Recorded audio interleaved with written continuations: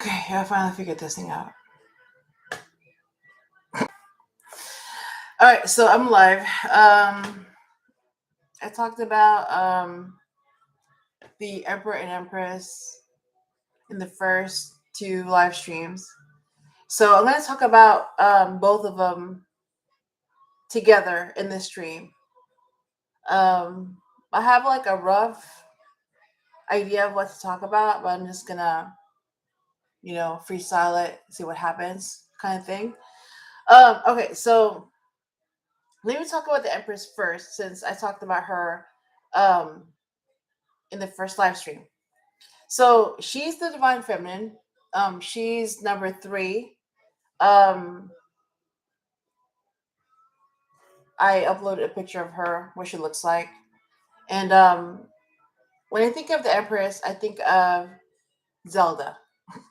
I don't know why, but I'm just, I'm guided to say that because that's what I think of when I think of the Empress. Like I know of her because I used to play that game, The Legend of Zelda, when I was like a kid, a long time ago, and I just remember she was magical. Um, she had abilities. She was able to like lift things and do things that Link, her counterpart, couldn't do. I just remember like he had a sword and he like did all the battles, he fought and all that, and there were things that he couldn't do, but she was able to. So there were parts where like he didn't know how to open like um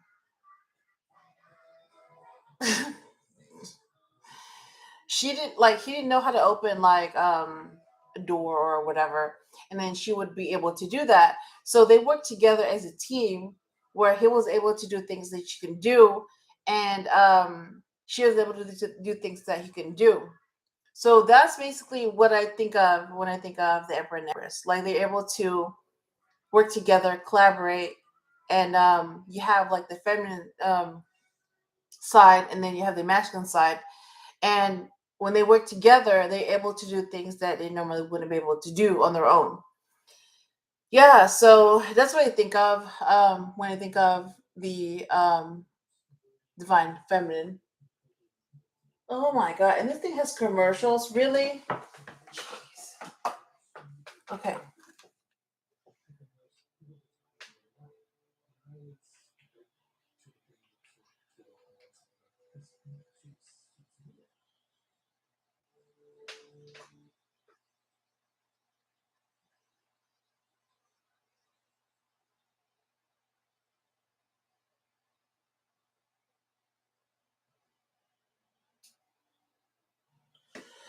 Okay, I was not expecting that. So annoying. Okay. Anyways, like I was saying, so the Empress, all right. So it makes me think of Zelda. She's the female version, and it makes me think of her when I think of the Empress. All right. And then the Emperor, I think of Link because he was able to, fight and do battles and all that, had a sword, and it's like they work together. I just remember they work together as a team. And his number is 4, so he's the divine masculine. So what he does is he protects the divine feminine, and then the divine feminine is able to.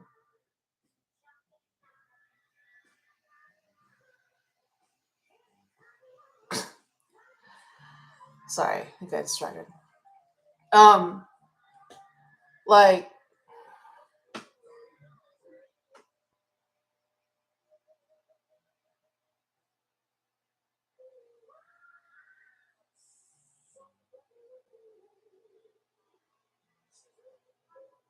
oh wow, okay.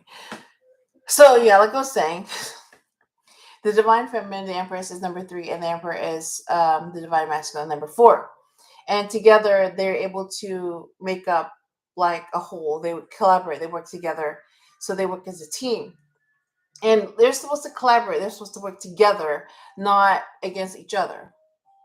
So when you have two people that work against each other, they're not, no, that's not, no. Like, they're not compatible at all. They're not supposed to be enemies. They're supposed to be on each other's side. So if you have, like, a counterpart or a partner that is working against you, that's toxic, that's not, no, no. Like, whatever they're trying to do, that's not your counterpart. Like, they're not supposed to work against you. They're supposed to be on your side. So that's also another sign. Like, if somebody that you think is your counterpart is working against you, is causing you pain, is being toxic, is playing games, like things that like they're afraid. It's fear. And when that happens, like, that's a sign that that's not your counterpart. They're not supposed to work against you. They're supposed to work with you, collaborate with you.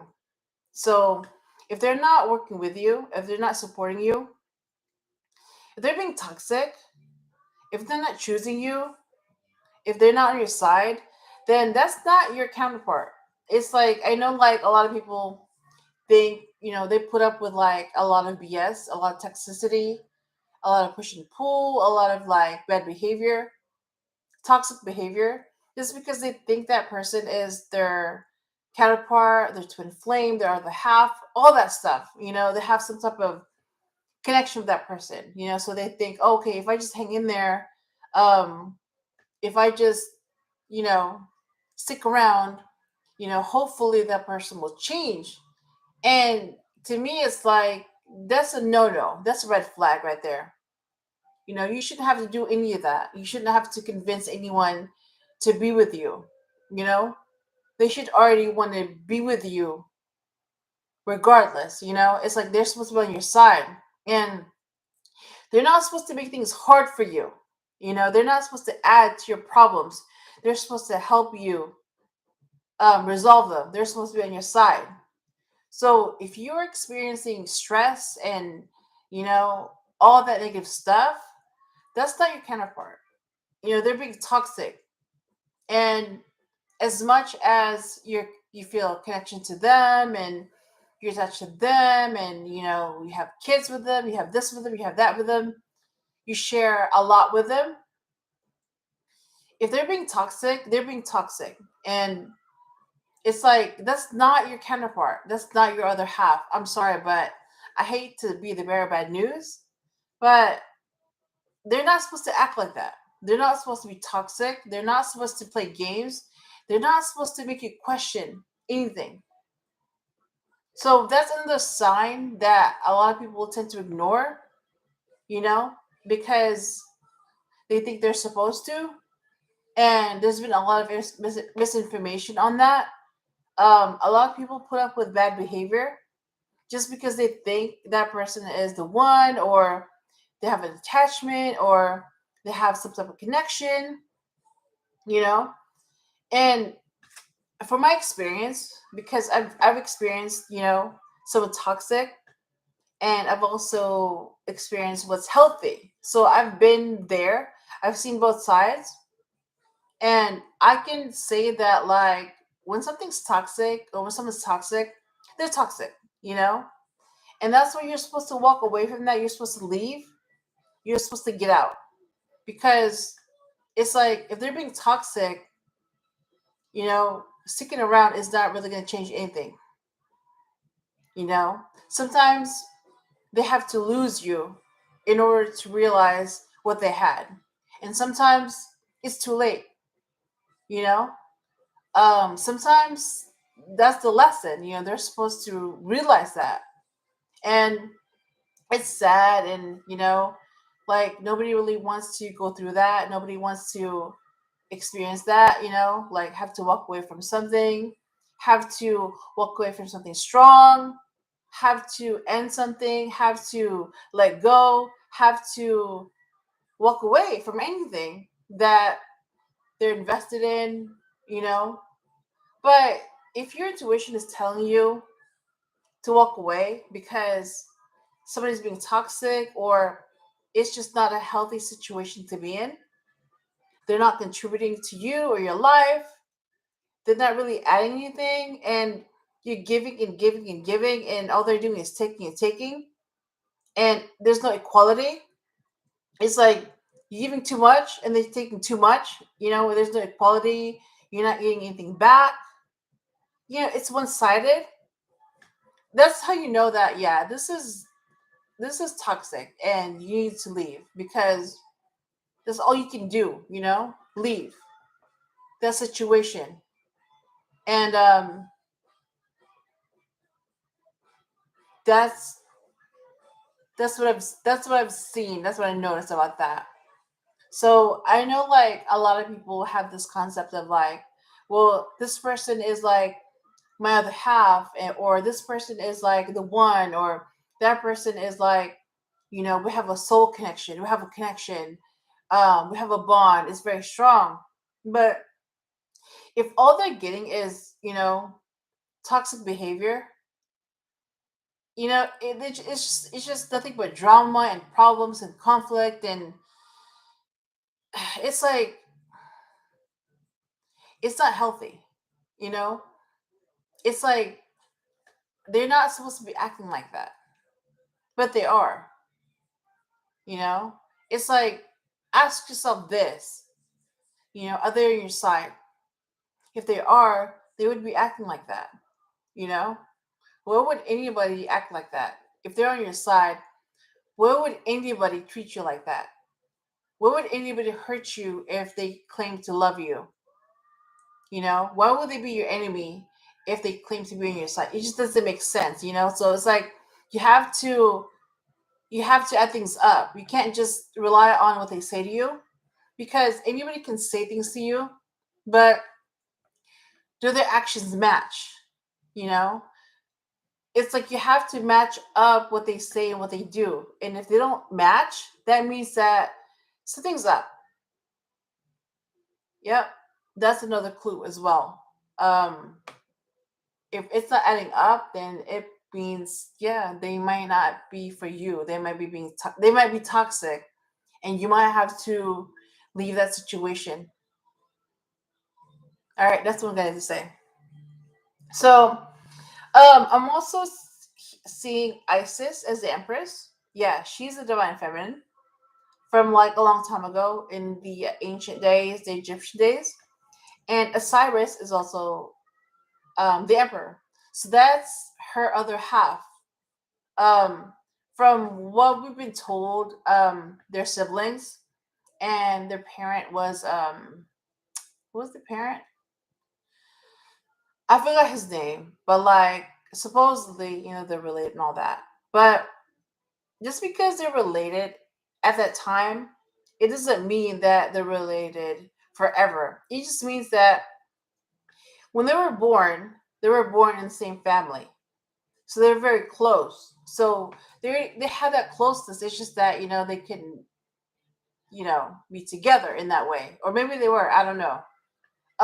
So it just kind of tells you, what society tells you is okay, and what's acceptable. Sometimes, they're family members, and society tells you you can't do certain things with them because they're your family. And sometimes you can, because you're not related to them. It just really depends on what's normal and what isn't, on based on that society. Yeah, so Isis and Osiris, they were a twin flame couple. They had a connection. Um, Empress and Emperor. So yeah, they were a match. Um, they were very close. And then I'm seeing the same connection with Zelda and Link, and I'm also seeing the same connection with Sir Lancelot and Queen Guinevere. It's like it's like they're like different situations, different people, but the connection is very similar, almost the same. And maybe, Isis and Osiris were like the ancient versions of the same souls, and then they were incarnated into Zelda and Link, and maybe they reincarnated as Sir Lancelot and Queen Guinevere. And then they just kept reincarnating as different people, but it's the same soul. That's what I'm getting from that. Um, so let me talk a little bit about twin flames. All right. I know like there's been a lot of there's been a lot of misinformation about that, and it seems like a lot of people have had experiences with twin flames, and a lot of people have had misinformation about what that is. Like a lot of them mistake a toxic connection as a twin flame connection. I'm here to say that twin flames are not supposed to be toxic. They're not supposed to make you wonder. They're not supposed to make you ask things. You're supposed to know.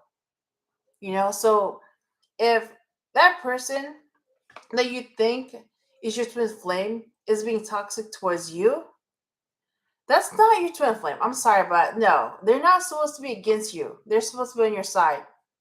And if they're behaving like that, if they're being toxic towards you, I mean, they're being toxic towards you, you know?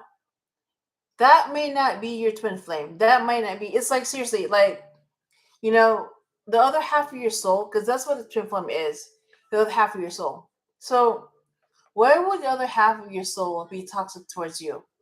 Why would the other half of your soul play games? Why would the other half of your soul hurt you? Let me get some water. You know what I mean? It's like, why would somebody like that treat you like that? You know? Treat you bad. It doesn't make sense to me. And from what I've seen, it's like a lot of people have accepted that kind of behavior, toxic behavior, as normal.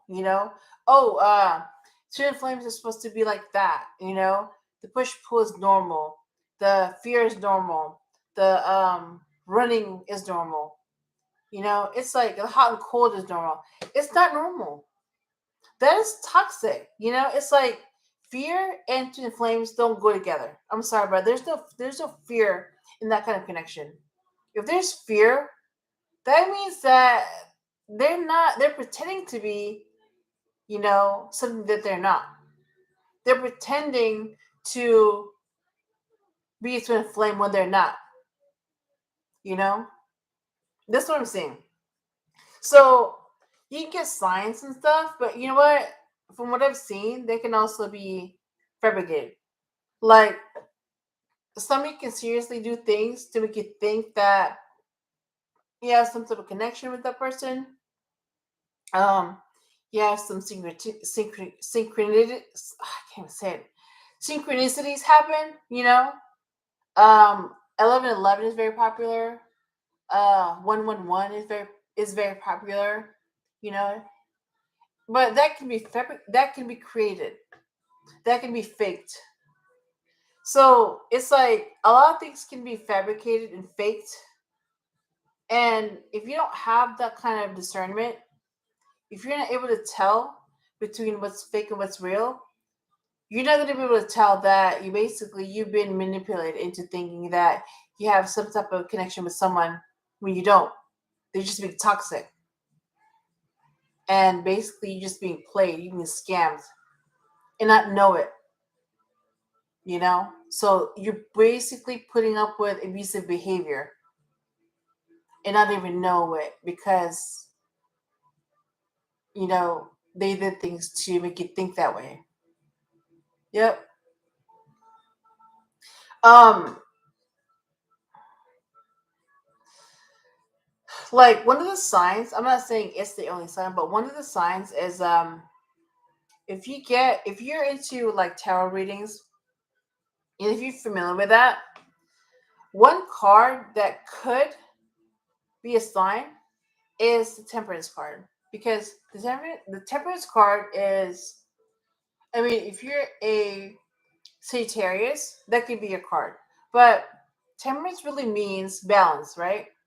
So you have an angel in the middle balancing two cups. So you have the two of cups, a mutual connection, and a spiritual connection. So you have the two of cups and the lovers combined, and then you have the temperance. So that could be a sign that maybe this could be your other half. Maybe. But you need more signs than that. You can't just base it off one sign or a few signs. It's like you have to ask yourself, do they add up? Do they make sense? You know? And your intuition will also tell you whether or not someone is pretending to be something or not, or if they're really your other half. Um,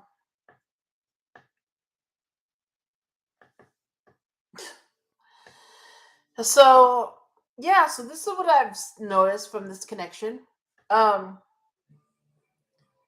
it's very strong, and they love each other. They have um, they're on each other's side. They're not enemies. They are on each other's side. Um, they're made for each other. It just seems like they are because they are. I mean, you only get like it's like some people call them soulmates. Some people call them, whatever they call them. But it just seems like once you meet that person that seems like they're made for you, um, after that experience, it's like you can't really repeat that because how do you go from that? Someone that's made for you, and then you have to move on from that. It's very hard to do. Like it's almost like how do you move on from that from perfection? How do you move on from someone that's made for you? You can't. It's very hard.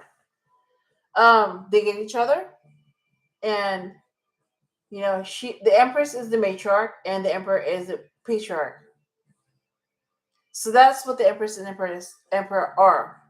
The matriarch and the patriarch, and then they also balance each other out. So that's one of the signs. Those are some signs, but that's not the only sign. So that's a little bit about who they are and what they're about, and some examples of who they can be.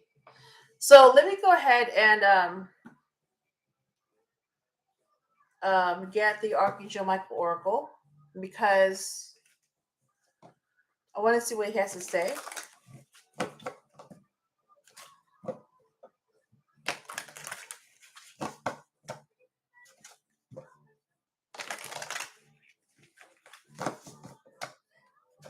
All right. All right. Focus upon divine and perfect health. All right, that's what he's saying.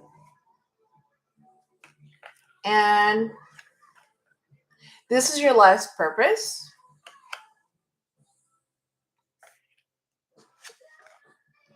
Positive thoughts create positive results. Wow. And use your imagination and you'll see the answer. Okay.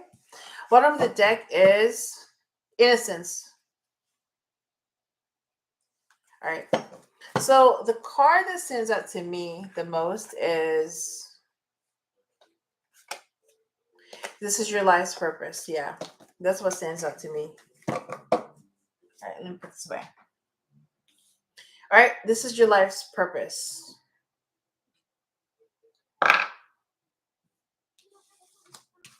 Let me put that away. All right.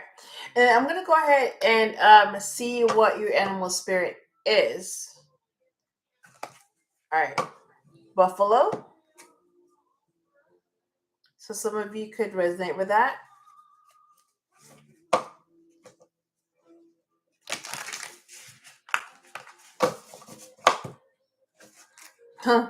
Octopus.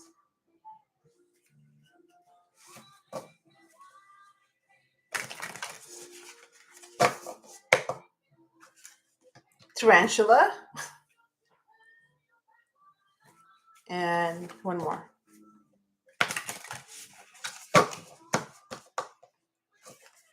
Elk. All right.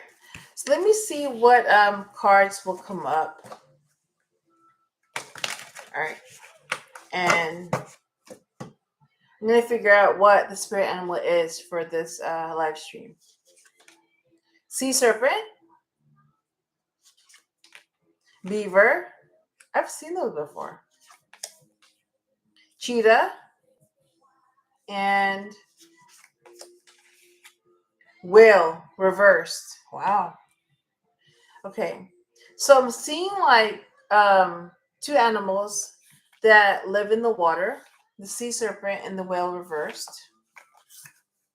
That should be reversed. So the whale. All right, let me show you real quick. Those two. Okay.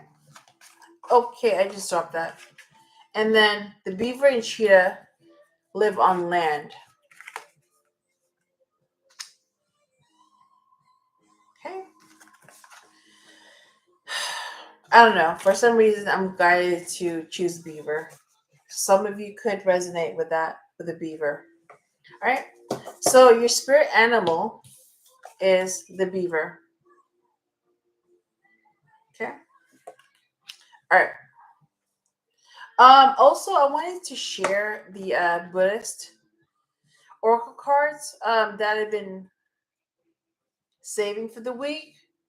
Basically, that's the week's message. So the first one is number 29, loving kindness. This is the artwork that's showing in the back.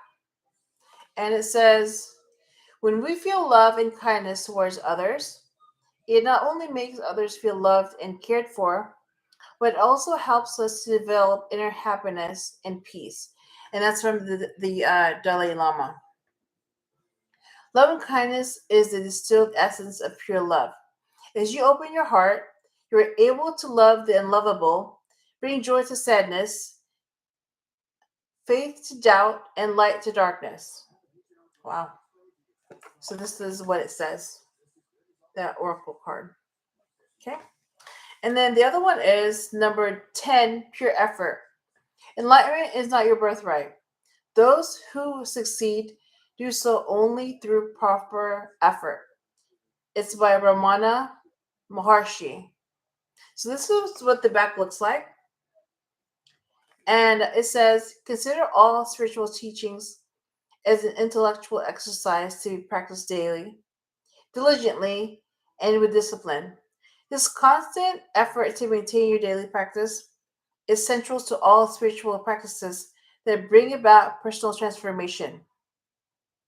And this is what the card looks like. Okay.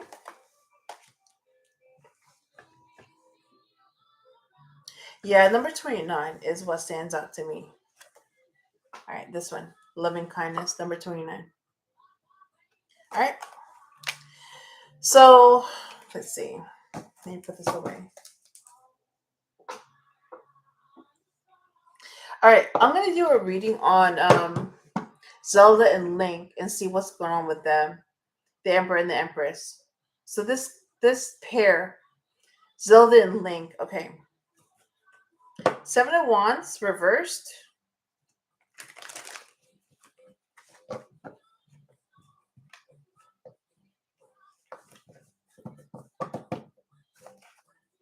Six of Wands. King of Swords. And the World. Okay. All right. Ooh, the Lovers. So if you're a Gemini, this is your card.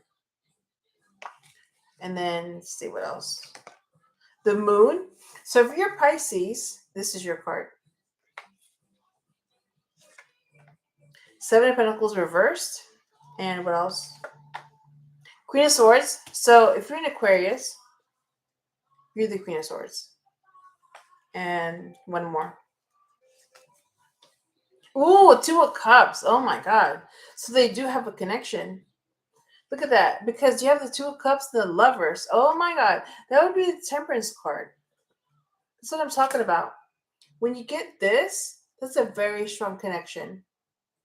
And if that was going to be a card, that's the Temperance, number 14. All right. So, yeah, Zelda and Link have a spiritual connection. Um, it's hidden.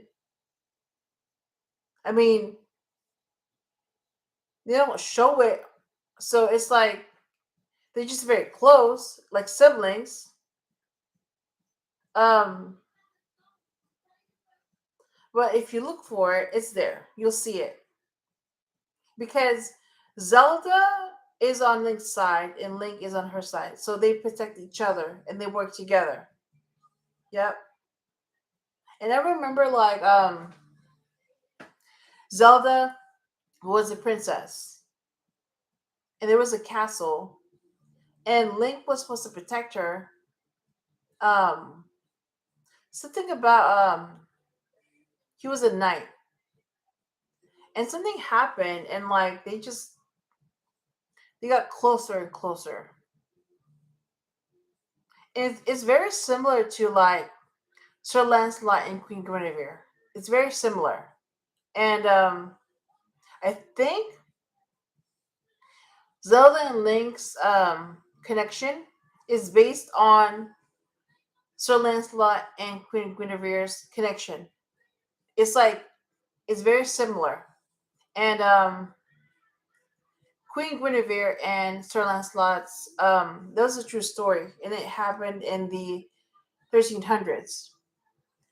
And yeah, that was a long time ago. So their connection existed first. So Zelda and Link's connection was inspired by Sir Lancelot's and Guinevere's connection. Okay, the Emperor and Empress. So I'm seeing the same thing here. They do have a spiritual connection. Um, it's hidden, but it's there. Um, it's very peaceful. It's very peaceful. Their connection is very peaceful, and they give each other clarity, and they do have a mutual connection with the Two of Cups. Yeah. Some will even say that they're twins. It's like they're fraternal twins, a male and a female in the same family. Whatever it is, yeah, they're very close. So that's what I'm seeing um, when I think of them. All right, so that's their connection, Zelda and Link. What about Osiris and Isis? So what's their connection? All right, Nine of Cups. Wait, you got Nine of Pentacles.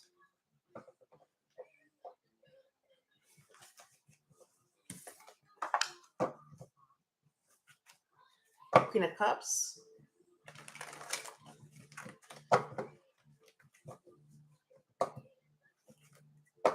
Ten of Swords reversed.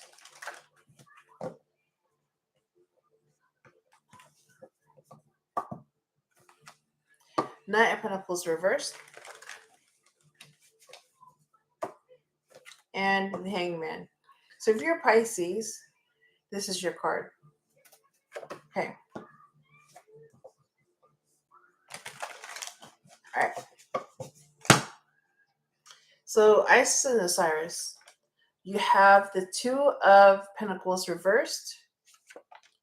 Ooh, the Three of Swords reversed. Six of Cups.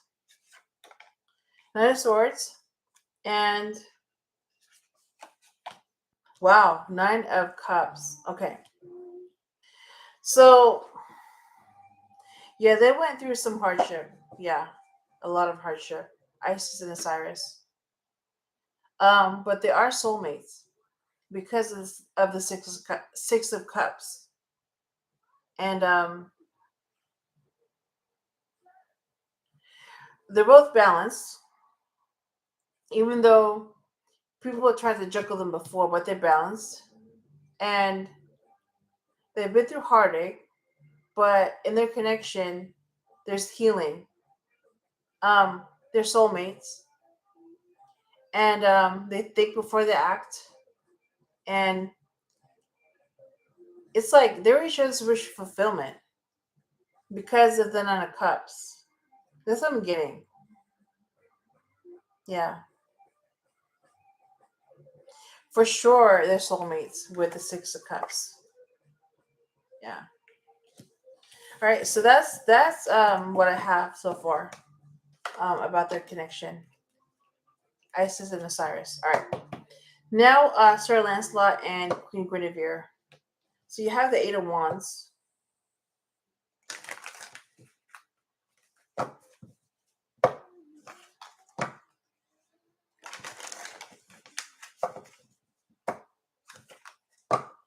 Queen of Wands.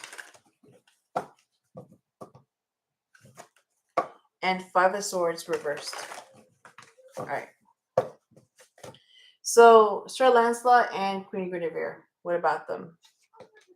You have Six of Pentacles. Ten of Wands reversed. Seven of Pentacles reversed. Look at that. The Moon. Again, if you're a Pisces, this is your card. And what else? Four of Swords. There's healing. Okay. So there's definitely an equal give and take in this connection. Sir Lancelot and Queen Guinevere. They both released their burdens with the Nine of Cups. Wait, hang on. With the Ten of Wands reversed. They both know. They both have a knowing that this is worth it. So they know they have a connection with the Seven of Pentacles reversed. And yeah, it's hidden. But it's there. Yeah, it's there. And they're both healing to each other with the Four Swords. Yeah.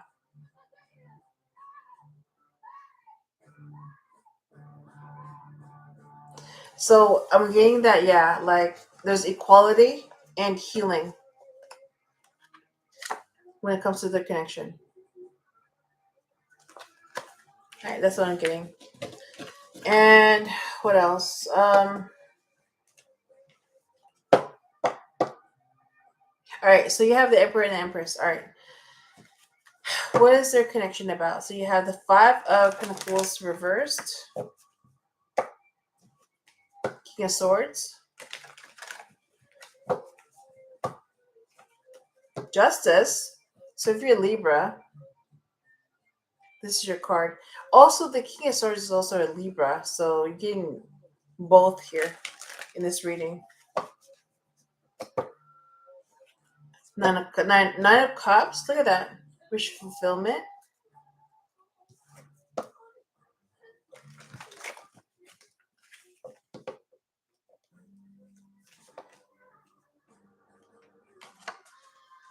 Okay. And Page of Wands. Okay. One more. Ooh, Two of Cups. Look at that. Yeah. So they definitely have a connection. So that's what I'm seeing. So you have the Empress right here, and you have the Emperor right there. Yeah. So they have a connection, a mutual connection. Okay.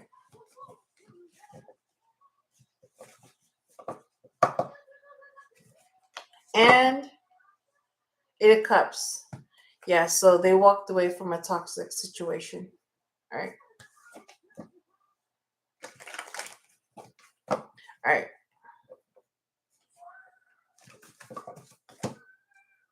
So this is the Emperor and the Empress. What is their connection? Page of Swords. The Sun. Wow.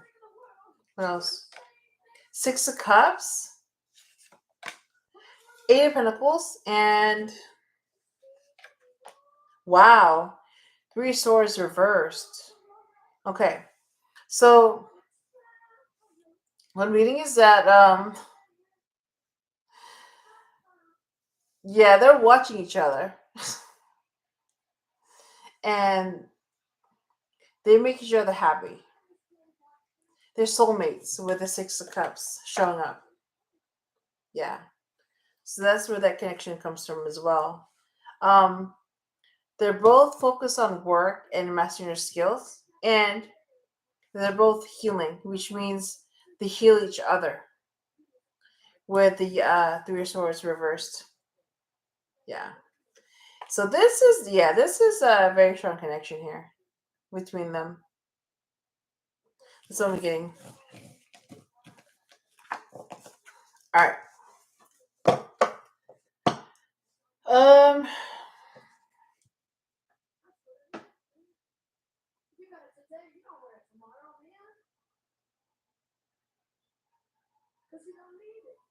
All right. Let me do one more reading.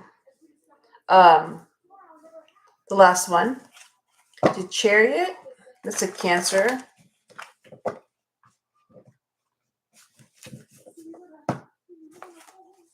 Nine of Swords reversed. That's peace.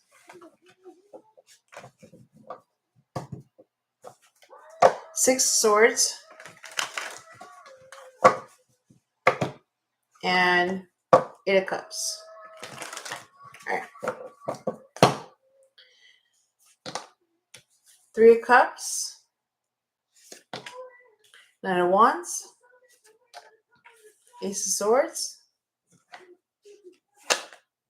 Six of Cups again. Seven of Pentacles. Nine of Pentacles. Two of Swords reversed. Nine of Cups. Nine of Swords. Oh my god, look at that. You have two knights here. And Hierophant. What? One of the deck is Eight of Cups. All right. So this is what I'm getting so far.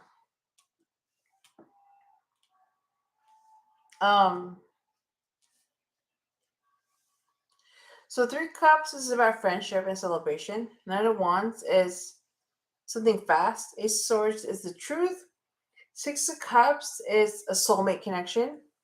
Seven of Pentacles reversed is a knowing that something is worth it. Nine of Pentacles is someone abundant. Two of Swords reversed is seeing clearly. Nine of Cups is someone romantic.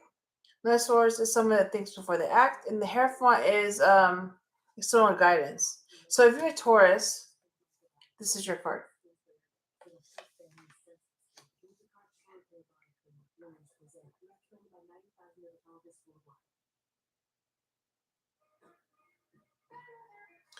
So this is what I'm getting. Yeah, they definitely have a friendship. They're able to go fast. They care about the truth. They're soulmates. They know when something's worth it. They're both abundant. They're able to see clearly. They're both romantic. They both think before they act, and they're both intuitive. And also, they're able to guide others. That's what I'm getting.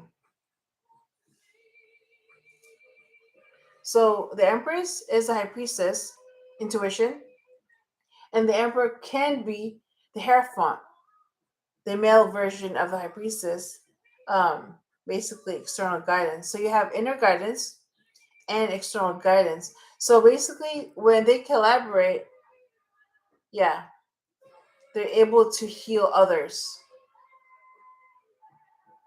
That's what I'm getting.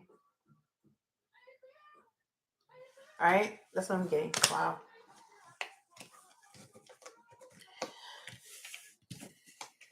All right, let me go ahead and close up this read. All right.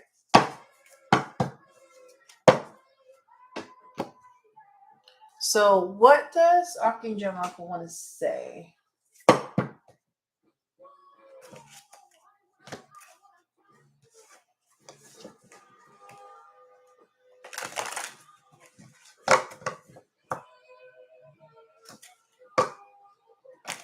Okay.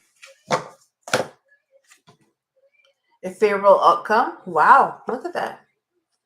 Favorable outcome. And then what else? Honor and trust your feelings. All right. So I got two because there's two of them. Bottom of the deck is take your time, make me this decision. Okay. Let me grab this oracle deck, the Spirit Animal Oracle, and see what they say.